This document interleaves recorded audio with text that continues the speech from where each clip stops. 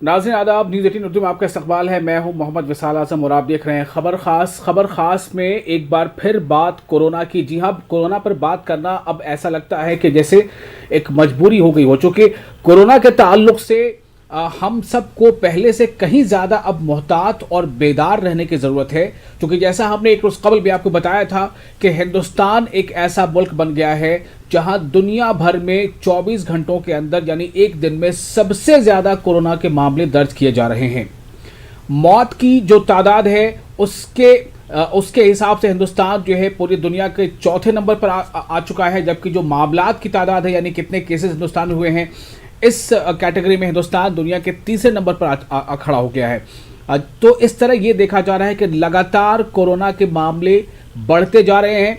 पिछले 3 दिन ऐसे गुजरे हैं कि हर दिन 1000 से ज़्यादा अमवात की तादाद हुई है। हालांकि 1000 से ज़्यादा अमवात पहले भी हुई हैं, लेकिन ये लगातार 3 या 4 दिन इस तरह का ट्रेंड बना रहना और लगभग हर उस रियासत से जहां से तादाद मौत की खबरें की बढ़कर आ रही है वो बरकरार है, ये वाकई बहुत ज़्यादा फिक्र करने वाली बात है।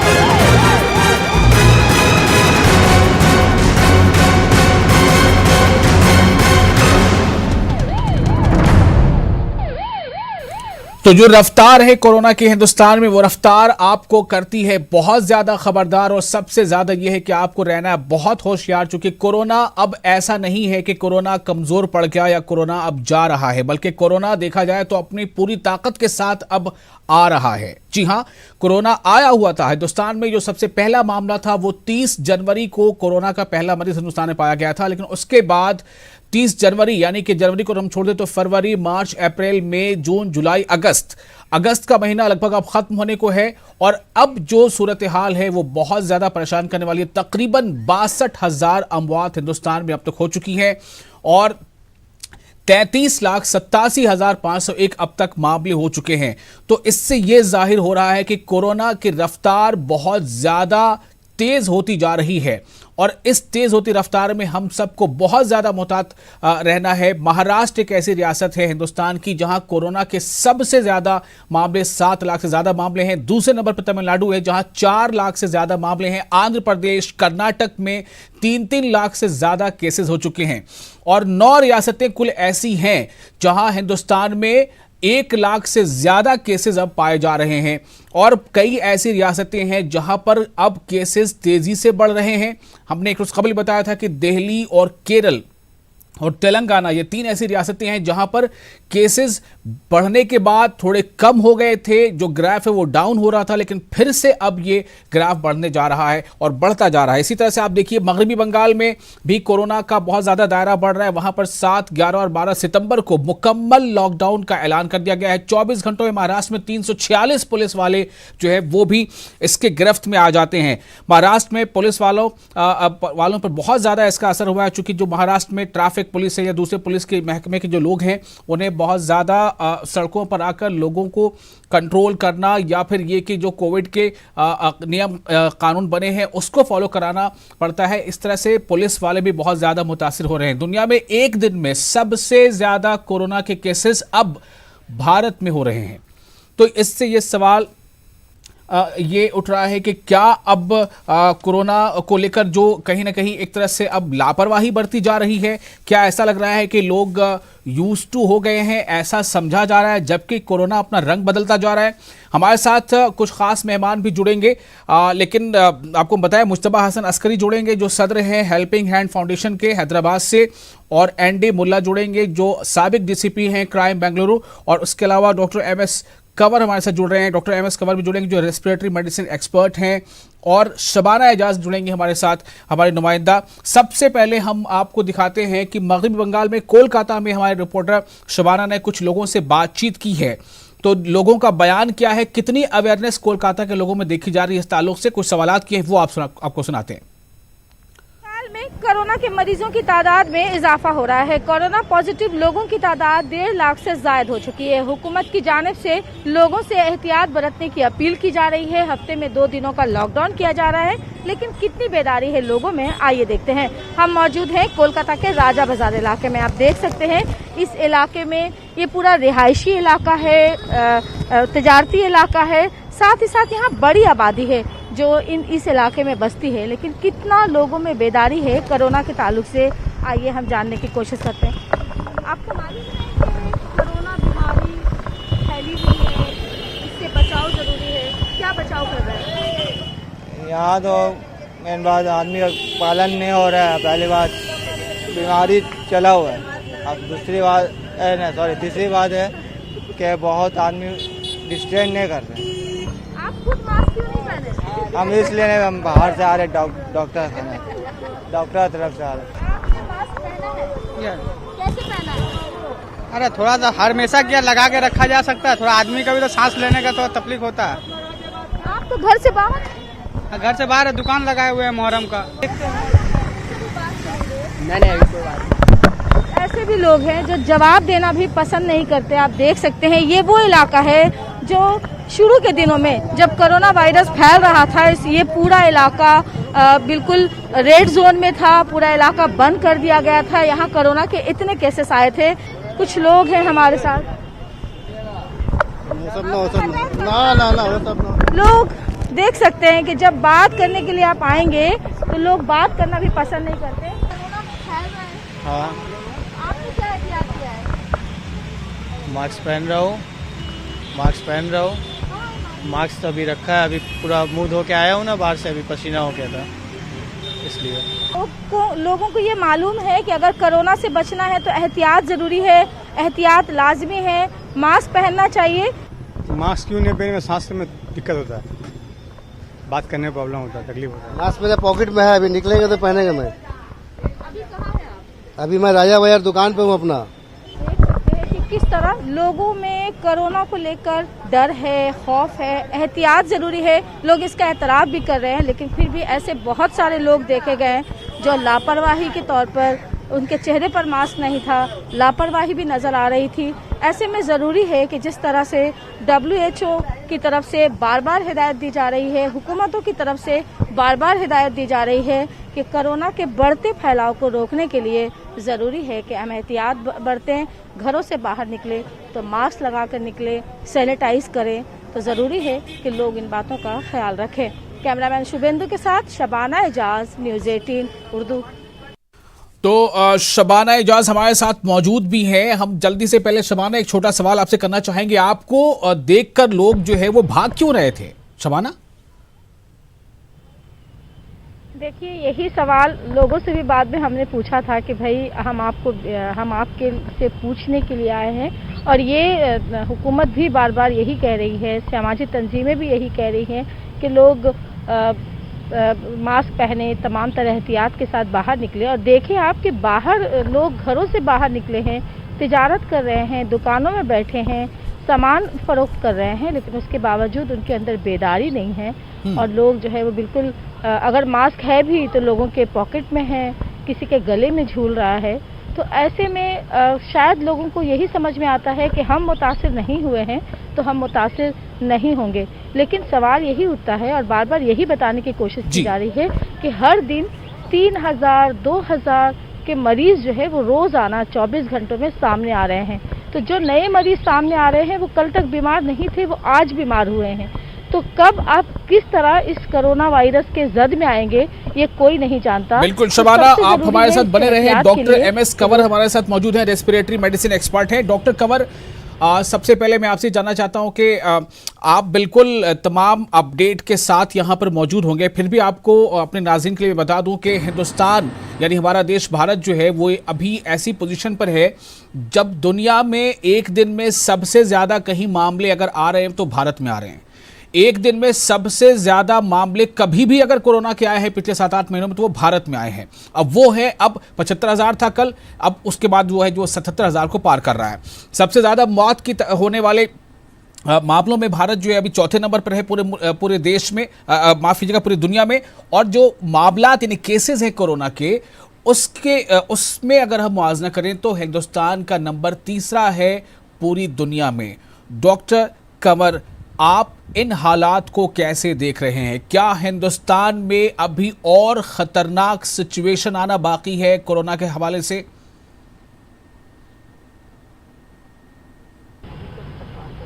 जी हाँ, अभी आना बाकी है। उसके कुछ रीजंस हैं जी।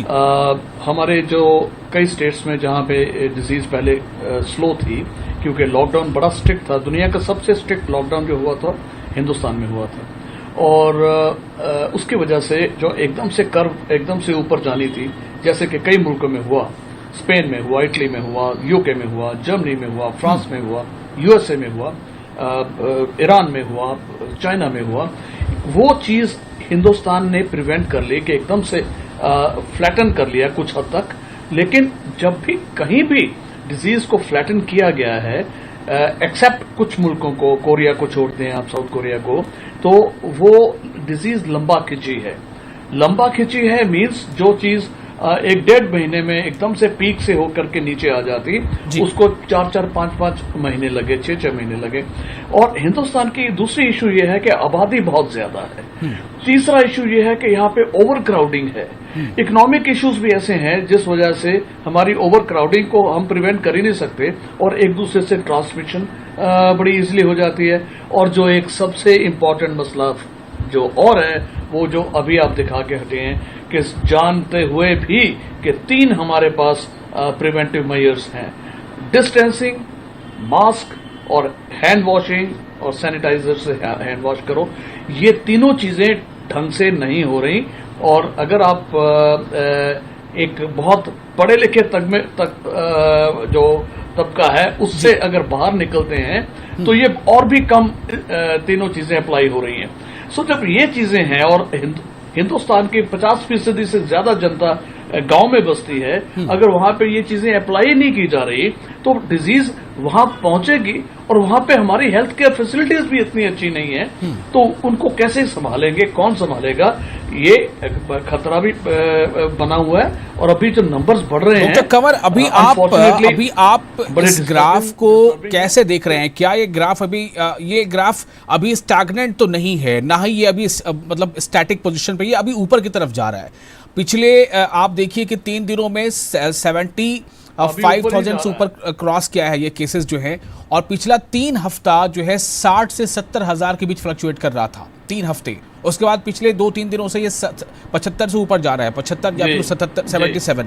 मैं आपसे जानना चाहता हूं कि इतनी तेज इसके होने की वजह क्या है, और जो मौजूदा सिचुएशन है, आपने तमाम उसके फैक्टर्स गिना दिए, इकोनॉमिक फैक्टर, क्राउडिंग और कुछ जो विल होती है गवर्नमेंट्स की या अथॉरिटीज़ की, वो ऐसे में आप आगे फ्यूचर क्या देख रहे हैं?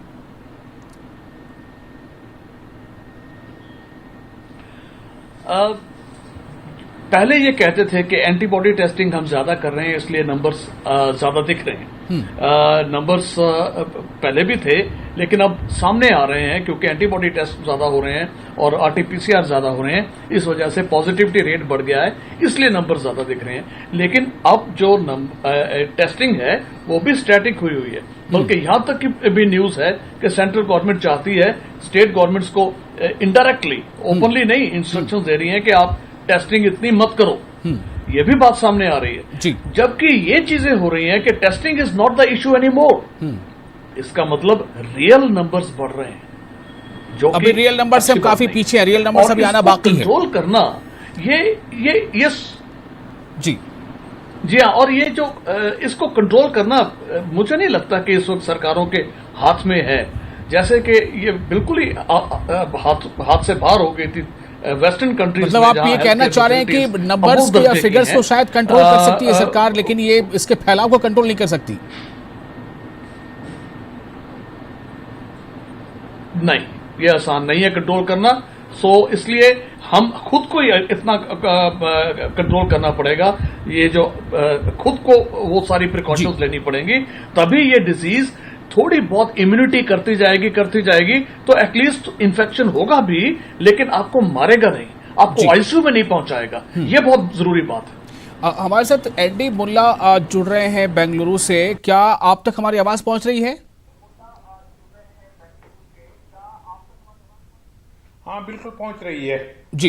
एनडी मुल्ला साहब के बारे में बता दें कि ये साबिक डीसीपी हैं क्राइम बेंगलुरु से, और अभी जो मौजूदा इनका रोल है, इन्होंने बहुत ज्यादा वर्क किया है अवेयरनेस को लेकर।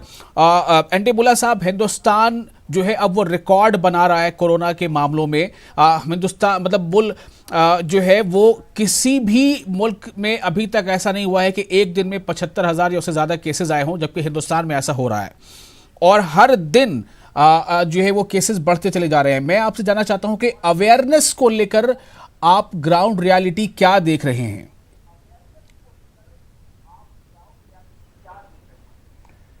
ग्राउंड रियलिटी तो यह है कि सारे लोग अवेयर हैं, मगर हमारी मेंटेलिटी, हिंदुस्तानियों की मेंटेलिटी यूं है कि जब तक उनको डंडों से नहीं संभाला जाता वो नहीं संभलेंगे बेसिकली। अनफॉर्चुनेटली क्या हो गया, जैसे गालिब ने कहा था मुश्किलें इतनी पड़ी मुझ पर के आसान हो गई, तो उस तरह से इतना हाइप हो गया इसका कि लोग इसको बर्दाश्त करते करते अभी पता नहीं, ऐसे लग रहा है मुझे कि सोच रहे हैं कि कुछ नहीं होने वाला है। हालांकि हर रोज फिगर्स इसके बढ़ रहे हैं, खास करके बेंगलुरु में तो कोई हद ही नहीं है। हर रोज तकरीबन 1500 daily at an average reported cases हैं ये। इसके बिल्कुल इतने ही अनरिपोर्टेड केसेस हैं जो रिपोर्ट नहीं हो रहे हैं, मगर लोगों का रवैया कुछ ऐसा है कि इससे जो शुरुआत का डर था वो शायद खत्म हो रहा है।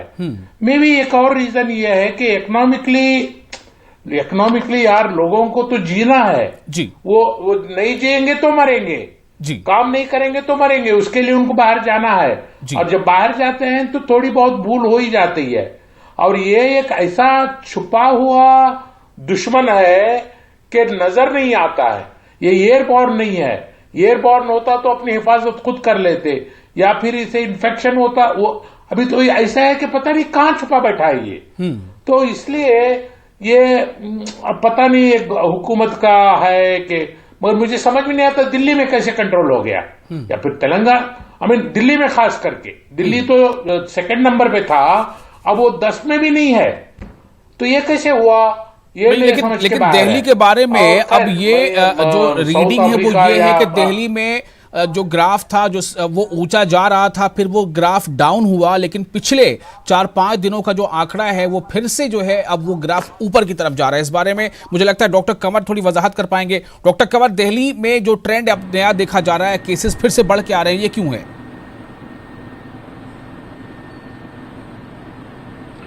मुझे लगता है कि जो दिस इज डिफिकल्ट टू से, हम लोग आपस में डिस्कस भी करते हैं। इसके रीजंस कई हो सकते हैं। एक तो ट्रांसपोर्टेशन बढ़ गई है, दूसरे स्टेट से भी लोगों का आना जाना बढ़ गया हुआ है। लाइफ इज बिकमिंग ऑलमोस्ट जैसे कि नॉर्मल हुआ करती थी। लोग बिल्कुल जिसको कहते हैं मुंबईया भाषा में बिंदास हो गए हैं। उस तरीके का रवैया हो गया है। आप सड़क पे जाएं, आप शॉप पे जाएं, आपको लगता ही नहीं है कि आप कोरोना के दौर से गुजर रहे हैं। अगर ये चीज है और 2 महीने पहले या 1.5 महीना पहले ये चीज नहीं थी, तो उससे नंबर्स कम होने शुरू हो गए थे। लेकिन अब जो एकदम से खुले में सब आ गए हैं, उससे ये नंबर्स बढ़ रहे हैं। और प्रॉबेबली जो दूसरे स्टेट से अब आवाजाही ज्यादा बढ़ गई है और वहां पे अब नंबर्स बढ़ गए हैं। लेकिन हम सब अभी इस बात को जानते हैं कि अभी पूरी तरह से रेल सर्विसेज शुरू नहीं हुई हैं। अभी मेट्रोज जगह जगह पर या कई शहरों में बंद हैं। कई शहरों में अभी तक सिटी बसेस नहीं चलाई जा रही हैं। इसका मतलब ये है कि अगर ये सारी चीजें जब रफ्ता रफ्ता शुरू हो जाएंगी डॉक्टर कंवर, तो क्या हालात और ज्यादा बिगड़ जाएंगे? या आप दुरुस्त फरमाते हैं। ये जो जब मेट्रो चलेगी या जो बसेस नॉर्मली चलेंगी या इंटरस्टेट बसेस चलेंगी, ये फिर बढ़ेगा। इसलिए मुझे लगता है कि जो सितंबर के बिगनिंग में इन्होंने मेट्रो शुरू करनी थी, ये जो मौजूदा नंबर्स जो हो रहे हैं उसको देखते हुए शायद उसको डेफर करना पड़ेगा, पोस्टपोन करना पड़ेगा। जी, शबाना हमारे साथ जुड़ी हुई हैं कोलकाता से। शबाना, ये तमाम डिस्कशंस हम सुन रहे हैं, डॉक्टरों की राय, इसके पीछे की वजूहात। ऐसे में बंगाल की जो तस्वीर है वो भी काफ़ी बदल रही है। वहाँ पे जो अभी डेथ का जो आंकड़ा है वो 3000 को पार कर गया है और लगातार वहाँ हफ्ते में 2 दिन या 3 दिन मुकम्मल लॉकडाउन भी होता है। शबाना, आप क्या देख पा रही हैं? क्या गवर्नमेंट के जो इक़दामात हैं और लोगों के जरिए जो उठाए जा रहे एहतियाती तदाबीर हैं उनमें फ़र्क नज़र आ रहा है? सीरियसनेस कहाँ नहीं है शबाना?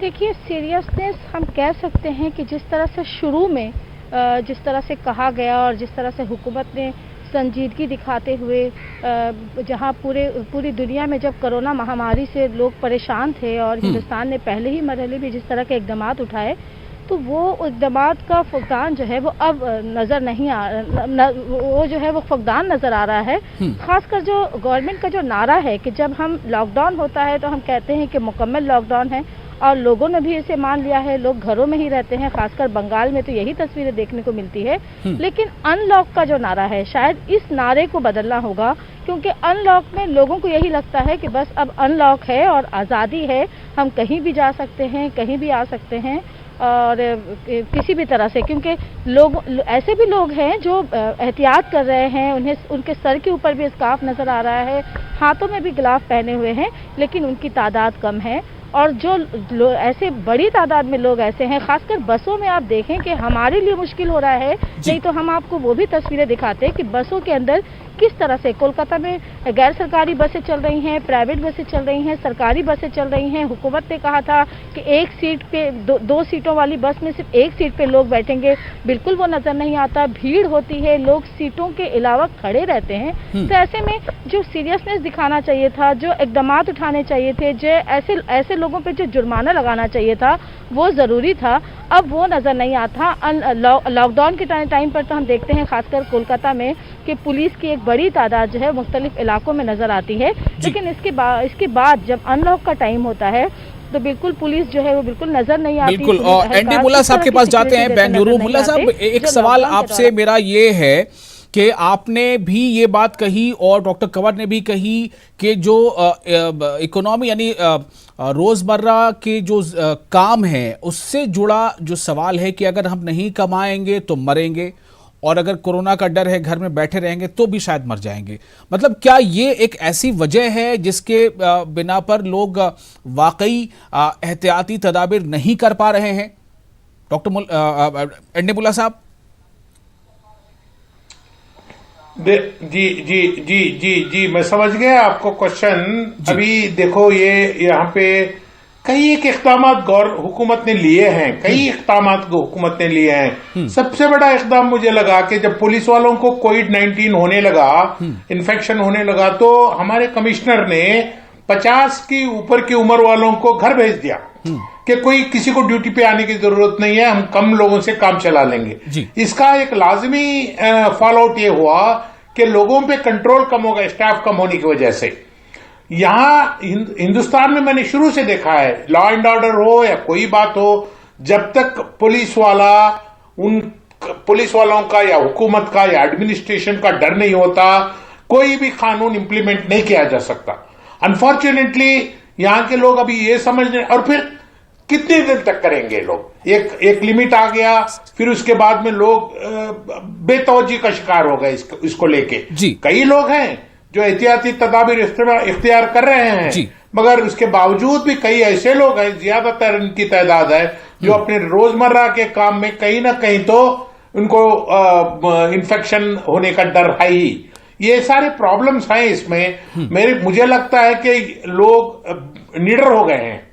अभी ऐसा लगता है बाहर निकलेंगे तो उनको कोई किसी को, कॉमन मैन को मैं कह रहा हूं, कॉमन मैन को, गरीब तबके को, जी। मुल्ला साहब एक सवाल और है, अक्सर लोगों से ये कहते सुना जाता है, मतलब एक जनरल बात कह रहा हूं कि अगर बीमारी हो भी गई है तो मैं घर में ही रहूंगा, अस्पताल नहीं जाऊंगा। अस्पताल जाने के बाद वहां कोई देखने वाला नहीं होता, दवाएं नहीं मिलती वक्त पे, खाना पीना नहीं मिलता, बुरे हालात होते हैं। ये मतलब ऐसा भी लोग कहते हैं। तो क्या आपको लग रहा है कि ये भी एक बहुत बड़ी वजह बन रही है कि ऐसे मरीज अस्पतालों का रुख नहीं कर रहे हैं? नतीजा ये है कि अनजाने तौर पे वो कई लोगों में और बीमारियां फैला रहे हैं। ये आपने बिल्कुल बजा फरमाया, मैं इससे बिल्कुल मुत्तफिक हूं इस बात से, क्योंकि ये एक इलाका है जहां पे बेंगलुरु का एक इलाका है, वहां पे मुझे बाकी लोगों का अंदाजा नहीं, एक पर्टिकुलर कम्युनिटी के तकरीबन 22 लोग 2 हफ्तों के अंदर मर गए। और उन्होंने कोई और वजह दी मरने की, कोई हार्ट फेल से। एक फैमिली में 5 लोग मर गए। अब इसका मैं जानता हूं इसको अच्छी तरह कि सारे लोग मरे हैं बिना हॉस्पिटल गए हुए, क्योंकि वहां उनको ये डर था कि इनकी तदफीन के इंतजाम नहीं होंगे, इनका इलाज ढंग से नहीं होगा। और फिर ऐसे कुछ व्हाट्सएप मैसेजेस और दूसरे अखबारात की वजह से ऐसे कुछ हो रहा था। अब पता नहीं ये सच है कि झूठ है, अंदर जाके देखे तभी पता चलेगा। ऐसे ऐसे फोटोग्राफ्स आ रहे थे। बहुत शुक्रिया आप बिल्कुल तमाम मेहमानों का हमारे साथ इस खास मौजूद बने रहने के लिए, और नाज़रीन आपका भी शुक्रिया। आखिरी बात और जो सबसे अहम बात वो यही है कि 3 चीज़ों को कभी आप छोड़े नहीं। सोशल डिस्टेंसिंग मेंटेन करना ज़रूरी है, ये अभी डिसीजन बात निकल के सामने आई है। हर हाल में मास्क का बखूबी इस्तेमाल करना है, और तीसरा ये कि अपने हाथों को साबुन से धोते रहना है। जितना हम बचने की कोशिश करते रहेंगे उतना हम बचे रहेंगे। आदाब।